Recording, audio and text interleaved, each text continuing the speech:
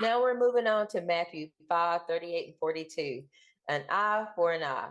It says, "You have heard that it was said, eye for an eye and tooth for a tooth. But I tell you, do not resist an evil person.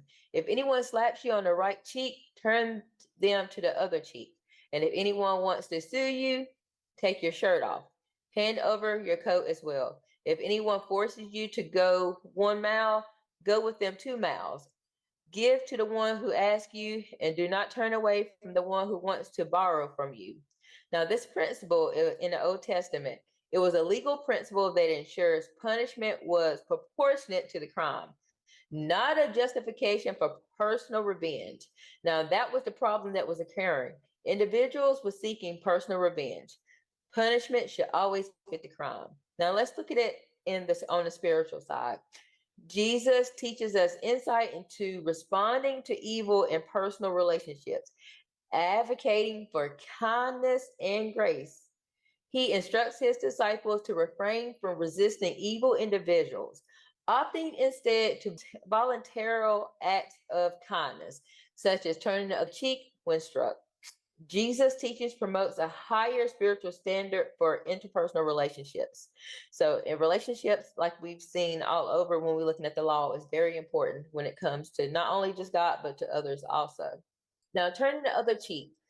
The biblical examples we have in the Old Testament is David, who spared Saul, Joseph, who forgave his brothers despite their betrayal, and also chose not to retaliate.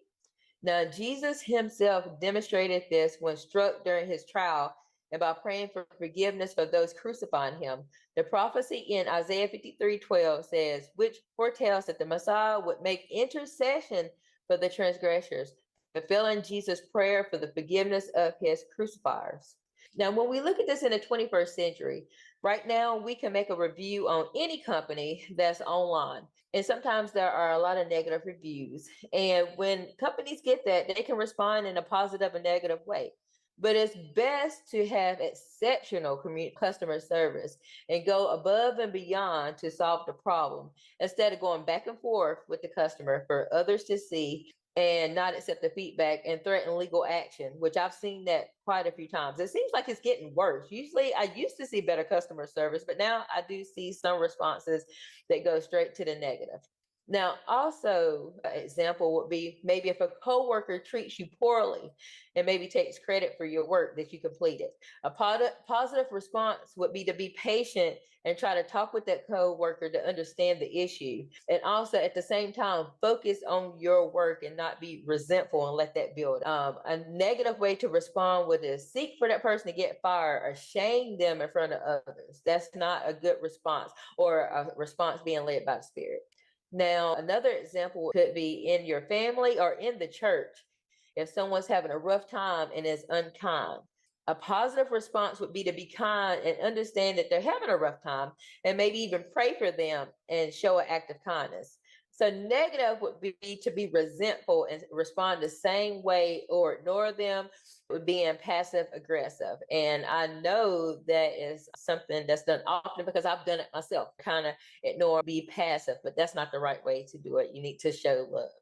Yeah, Matthew 5, verse 44, loving your enemies, I think exemplifies Christ's washing of Peter's feet. Not that Peter was his enemy, but the point is, this is how deep the spirit of the law goes. Uncover the mystery of Adam and Eve's nakedness. Unravel the ambiguous connection between the Hebrew term for naked and the serpent's subtlety.